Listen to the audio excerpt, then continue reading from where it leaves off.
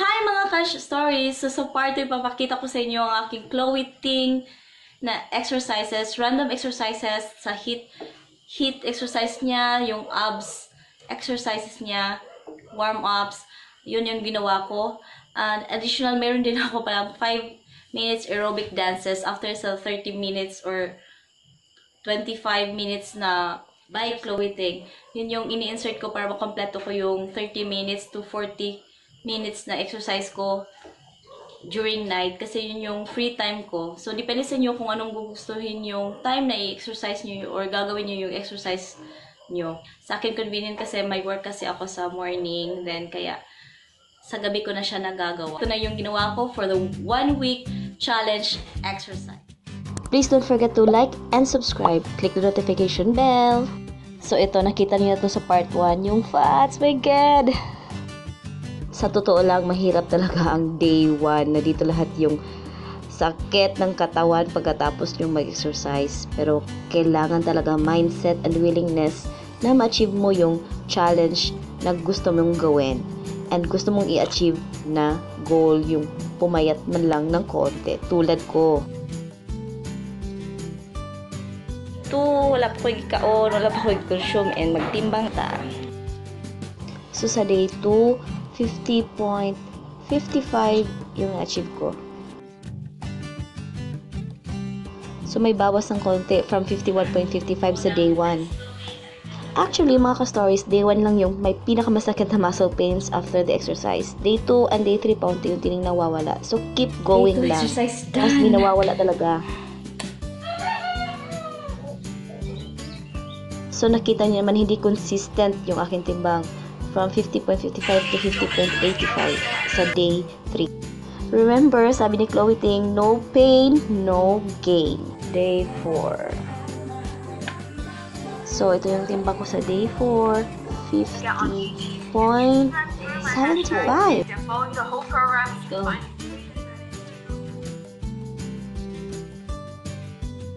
So, usually, nagsistart ako ng warm-ups for 5 minutes by Chloe Ting. Yung random exercises niya, yung abs exercises for 2 weeks na guide niya, tsaka yung HIIT. So, iba-iba talaga yung ginagawa kong exercises na pinopost niya. Guys, day 4 is a very challenging day aside sa the past few days kaya na yung mga birthdays. So, ganina, sa nakita ninyo ang akong meals kagikaon. So, medyo heavy siya, no? But, karon pa ni hapon, wala na ako na ni hapon. So, I hope wala gihapon na sira akong diet or journey to weight loss. So, karon mag-weight kung pila ko na-gain throughout the day nga nakakaon ko medyo daghan-daghan nga carbo. Okay?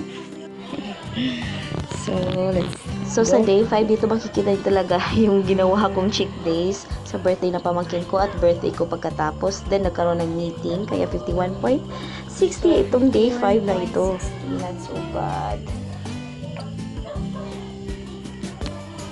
So, let's go exercise na. So, let's go. Chloe Ting. So, kahit gano'n, exercise pa rin tayo.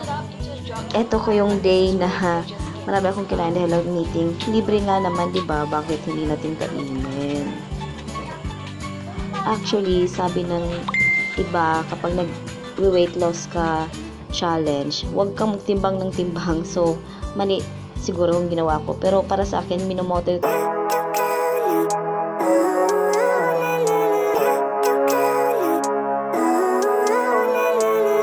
living life every day, late at night, not okay.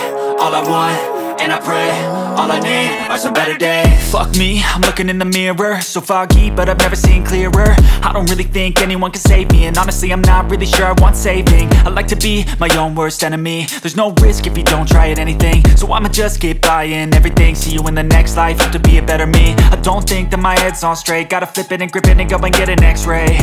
What's wrong with me? I just feel weight pushing on my chest and it squeezes till I suffocate. Better change my mindset, meditate. It's pretty cool that I'm alive and have better days. I could walk, see, hear, I should celebrate. Think I could change my mind, maybe elevate. Living life, every day, late at night, not okay.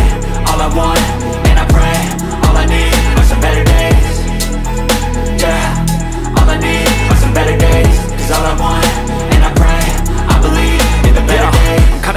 a rock in a hard place. Do I work hard or live at my pace? You're only young once, yeah that's all great, but I also want a future where I'm okay. Living life is doing lots of cocaine. Wait no, it's living with no shame. Wait no, it's sleeping in on Sundays. I guess it's different for each of us and that's okay.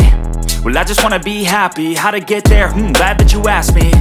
I think it's different for everyone. Some of us need work, others need fun. Some of us need purpose to overcome. But try to do what you love when it's said and done, cause there's so many differences in each of us. Trust your gut, it can show you what you want. Living life, every day, late at night, not okay. All I want, and I pray Okay lang din naman kasi medyo nag-shrink yung fats. Pero nandun pa rin yun. Aaminin ko yun. Hihihi. So, ayun mga ka-stories. Kasi nag-birthday ako, nag-attend ako ng meeting sa work namin. Birthday ng pamangkin ko. So, mayroon talagang mga pagkakataon na kumain ako ng rice. Oo, kumain ako ng rice. So, hindi talaga siya healthy diet, diba? And may mga times na hindi ko talaga na-picture or na-capture yung mga moment ko, ano yung kinain ko, kaya pasensya na po. Pero ginawa ko talaga yung best ko na sa mga panahong yon. May mga lapses nga lang. And sa nakita nyo naman, ang result, diba, kahit 1 week lang siya, nagkaroon ako ng cheat days, makikita naman ang achievement sa 1 week na iyon. Kailangan talaga determined kayo, nasa willpower nyo yung gagawin nyo yung challenge na ito. Kasi yun lang yung susi para marating nyo yung gusto nyo i-achieve. So I hope nag-enjoy kayo sa aking 1 week weight loss challenge. So that's all for this video. Thank you for watching. Bye!